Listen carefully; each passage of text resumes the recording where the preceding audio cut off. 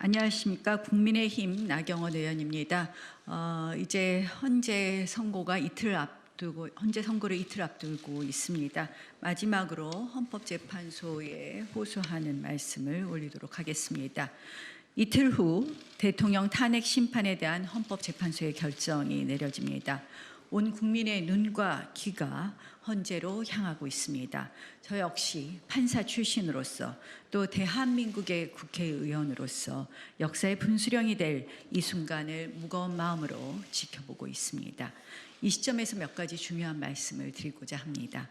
헌법재판은 단순한 법적 판단이 아니라 정치와 법의 교차점입니다. 헌재 결정문의 중대성 부분이 바로 이 지점을 다루게 합니다. 헌법 제65조는 직무 수행 중 헌법이나 법률을 중대하게 위반한 때라는 표현을 사용하고 있습니다. 여기서 중대성이라고 함은 단순한 법리적 판단을 넘어 국가 존립과 헌정 질서에 미치는 영향을 포괄적으로 고려하는 개념입니다. 헌재는 2017년 박근혜 전 대통령 탄핵 심판에서도 대통령을 탄핵하기 위해서는 대통령의 법 위배 행위가 헌법 질서에 미치는 부정적 영향과 해악이 중대하여 대통령을 파면함으로써 얻는 헌법 수호의 이익이 대통령 파면에 따르는 국가적 손실을 압도할 정도로 커야 한다라는 원칙을 제시한 바 있습니다.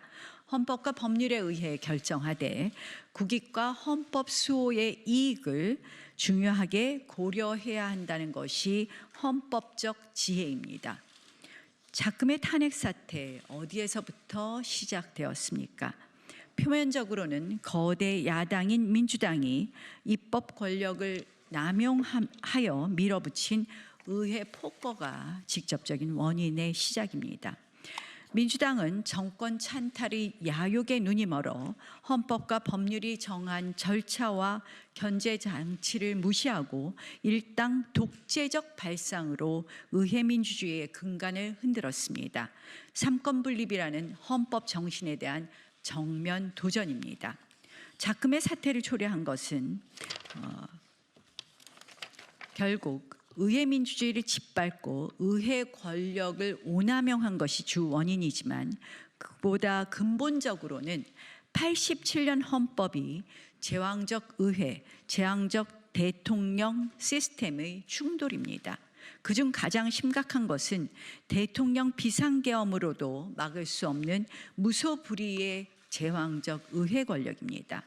견제와 균형으로 민생과 국정을 안정적으로 운영해야 할 정치권이 자신들의 정치적 이익을 위해서 폭주하며 극단의 분열과 불균형으로 국익과 역사에 큰 상처를 남기고 있는 것입니다. 만약 민주당의 의도대로 헌법재판소가 이 입법 폭주, 의회 독재에 면죄부를 준다면 대한민국은 어떻게 되겠습니까? 의회 독점을 넘어서 위헌적 입법까지 서슴지 않는 민주당이 행정부의 통치권마저 사실상 무력화시킨다면 우리 사회는 걷잡을 수 없는 좌편향 급진주의로 빠져들고 말 것입니다. 그들은 이미 헌법재판소로부터 위헌정당 해산 판결을 받은 통진당의 후신 진보당에게 국회 입성의 길을 열어주었습니다.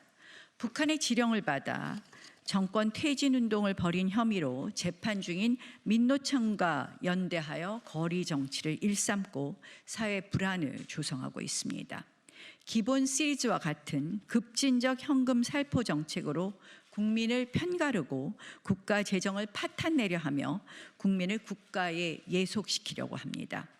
굳건한 한미일 자유주의 연대를 폄훼하고 북중러 권위주의 축에 경도된 듯한 외교 노선을 강요하며 국가 안보의 근간만저 흔들고 있습니다.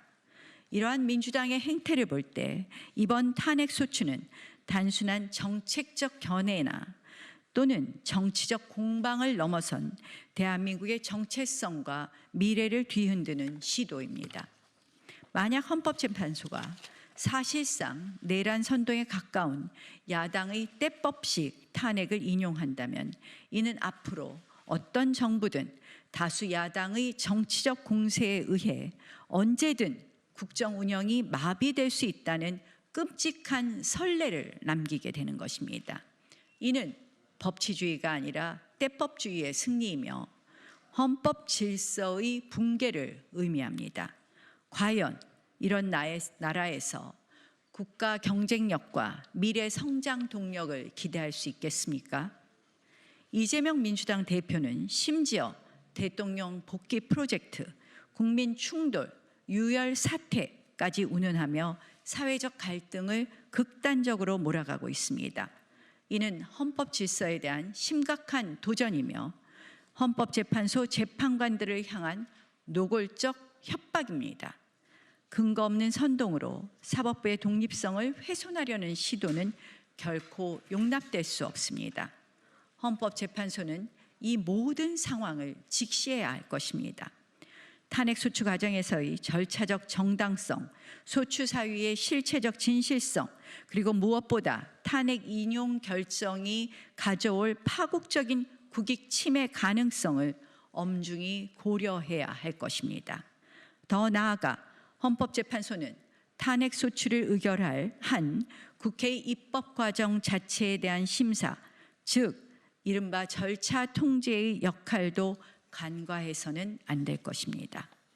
단순히 소추 사유의 당부만을 판단할 것이 아니라 소추에 이르게 된 절차적 과정에 심각한 헌법적 흠결은 없는지, 권력 분립의 원칙을 침해하는 입법권의 남용은 아니었는지까지 면밀히 살펴볼 헌법적 책무가 있습니다.